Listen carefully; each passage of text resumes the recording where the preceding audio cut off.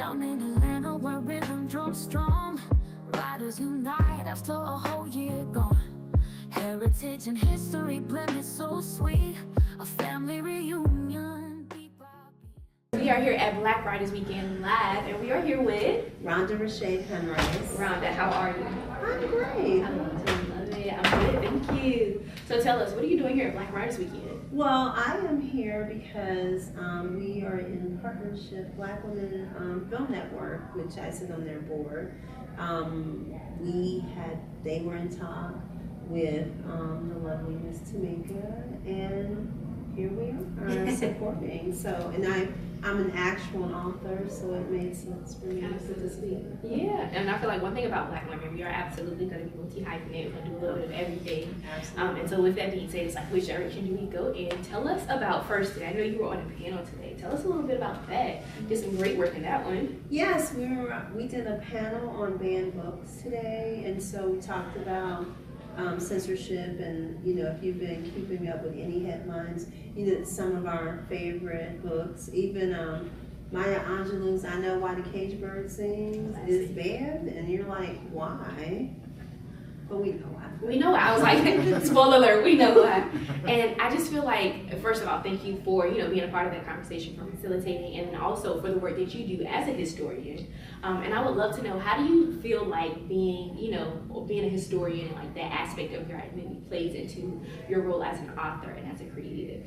Well, I mean, I tell people I wrote Black American History for Dummies and African American History for Dummies, but my day job, I've always, for the most part, worked in magazines. Mm-hmm. So I worked at a hip hop magazine. I worked at Upscale. My work has appeared in Essence, Ebony, and so forth.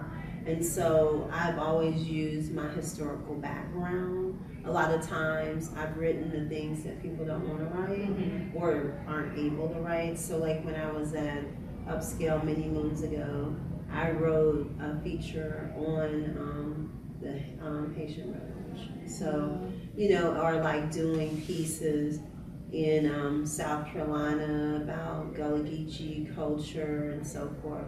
So I've done a lot of that. And then when you do, today I write a lot about television. So I write, currently I've been doing pieces for the Hollywood Reporter on the Gilded Age. And so the Gilded Age allows you to kind of dig into a part of Black history that a lot of people aren't aware of. Absolutely. And I feel like immediately, like off rip, I am like a testament, like literally living and breathing, hearing about like Gullah Geechee, and then like when you say the Gilded Age, like these are things that I did not learn in school. Oh. These are things that we did not talk about in like undergrad or even like high school, but it's like I was able to learn about it through people like you who are like going and digging and getting these stories, so that way we can learn about other parts of our history that are typically like blacklisted or banned or shadowed. So thank you for the work that you do. Definitely like a testament of that, like in itself. Or even worse, I mean, not even available. Yeah. So a lot of our learning has come from outside things. I tell people I worked in hip hop media and so forth, and so as someone who was a fan and who came up in the 90s, a lot of hip hop was critical race theory, actually. So when you're listening to KRS-One or you're listening to Nas, and so they were talking about different books, different things that you hadn't heard of. Like, I mean, KRS-One has the song "You Must Learn" all this stuff. And I contributed to, I wish I could think of the name of the book the anthology I contributed to, where my essay was about hip hop being CRT before CRT. Wow, that's cool. Oh my gosh, such cool things. I want to know a little bit about, because obviously it sounds like your bases and like you kind of started in journalism.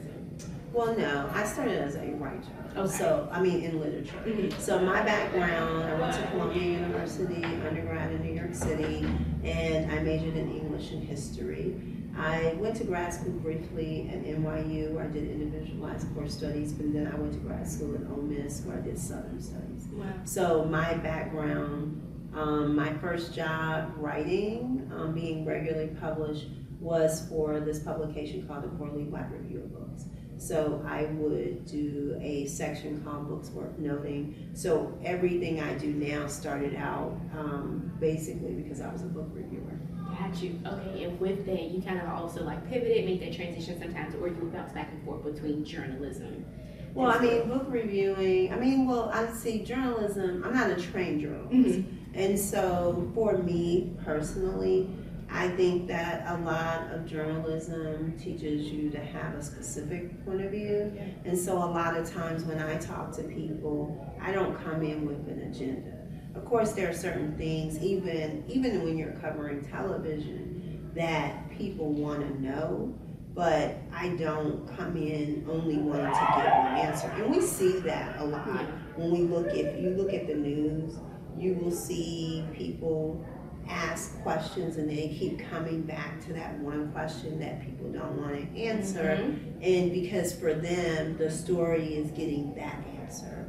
When I found that when you speak to people, you'll find out things you could have never known. Yeah, for sure. Oh, that's beautiful. I want to know, because you talked a little bit about your day job, and I feel like sometimes like in the creative space, in the industry, the day job can get a little bit scared, but it seems like yours is also kind of almost in line with what you are doing overall, so it's like you're not completely like away from the creative or the industry space. So tell us a little bit about I don't have a day job. I'm a freelancer. Okay. So I don't work for any particular place. I do write. Even when I have been in places, I've been very committed. I've always been committed, especially in this work, in working for Black publications, if not Black publications, because you'll see my byline in places that are not Black owned. But most of the time, I write about Black people. Most of the time, the majority of the time. And for some people, they don't want to do that, or for me, that is the height. That is what I am here for, and we deserve to be spoken of, talked about, and to also speak to people who are engaged and actually interested in the work that you do.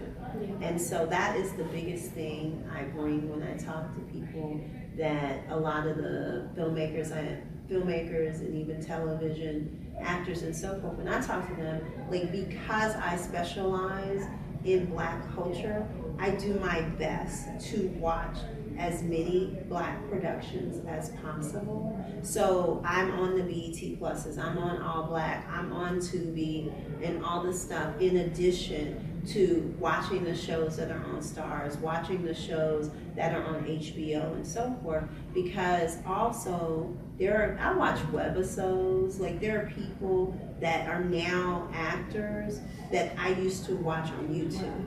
So for me, it means that when you are in your craft, that it's something you do all the time, and not just when it's time to talk to somebody that you do research. You need to be inundated with what you're about. For sure. And I feel like that also, like you mentioned, just kind of makes you well-rounded in the industry and in your respective field.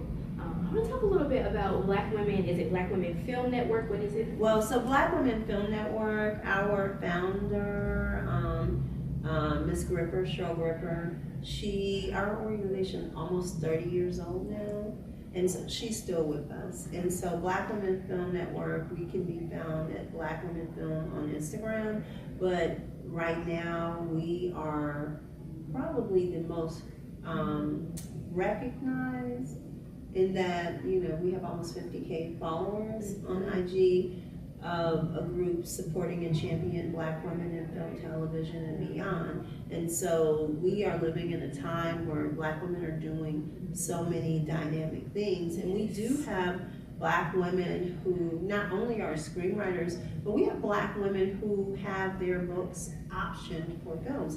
If a lot of people saw Black Cake, that's a Black female writer. Okay. If you enjoyed Megan, Akila, I can't remember her last name right now, but that Megan was written by a Black female screenwriter. Wow. So we have Black women that are doing very dynamic things that are not being recognized, and so that's what we try to do. For sure. And we have a summit that we do that we usually hold in the very spot we are for the Great Black Writers Weekend.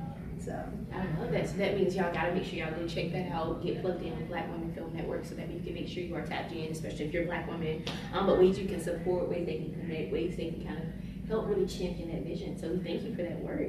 yeah, building community. For sure. That's, at the end of the day, like we can't really become powerful and do things until we recognize and see each other. Literally. You just never know what the power of connection, like what is on the other side of that connection. That's beautiful. I love that. And then I guess quickly, you got 2 books with you. You want to know a little bit about those? You got to flash them. So they're like beaten up, but I wrote Black American History for Dummies, which is the updated version to African American History for Dummies, which originally came out in 2007. This one came out in 2021, Wow. but trust is still very relevant. So there are lots of things. It goes from Africa to different parts of the historical timeline. There's an education chapter, there's a dedicated chapter on television, a dedicated chapter on sports, and so forth. So it's a broad thing. It's not meant to be the be-all, end-all, although there is a lot of information, but it's to make you more well-rounded, to make you conversational. For sure. About it. And then my little really beat-up one is the anthology that I conceived and edited called Cracking the Wire during Black Lives Matter, and that's because I watched The Wire. Mm-hmm. And so I gathered, being in the field especially of talking about television, so often when these conversations about Black television, especially, and The Wire was not created by Black people, but greatly populated by Black people and about a largely Black city. And so at the time when The Wire was on, mostly white male critics were the voices that you heard. So for me, I gathered 11 other writers, all Black, and asked them to what they would want to discuss about The Wire. And so as a result, I have several essays, and I have like one of my former roommates, Cherie Renee Thomas, who a lot of people don't know is a trailblazer in the Afrofuturism space. She published an anthology called Dark Matter, in which at the time it was like the first real collection of Black voices in sci-fi, speculative fiction, going all the way back to W.B. Du Bois and so forth. So, but there are several essays about different aspects. I chime in, and then I had because I met Michael K. Williams and all this stuff, and God rest his soul. And so there are interviews with different people and so forth as well. Beautiful. I think we just have to take a moment and truly appreciate the artistry of gathering history, being a historian, creative. Obviously, we love our creative, we love our Black voices, we love those stories, but it's just truly an art form in itself to be able to preserve, and continue to put out history so that way we know where we come from, so that we can continue to create these stories moving forward. So thank you for the work that you did. But our creative people do it too. Oh, for sure, absolutely. So history is in every part of what we do. Yeah. At this aspect, but I do, receive the part of going back further than what we know and digging that.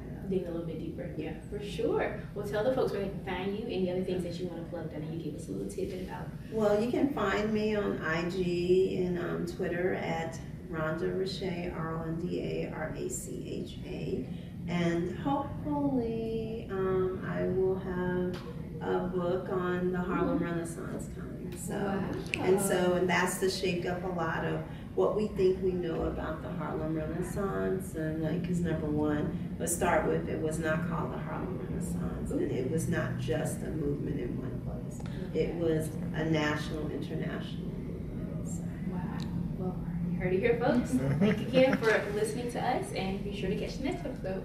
And thank you so much for having me. I really appreciate it. Of course. Down in Atlanta where rhythm drums strong, riders unite after a whole year gone.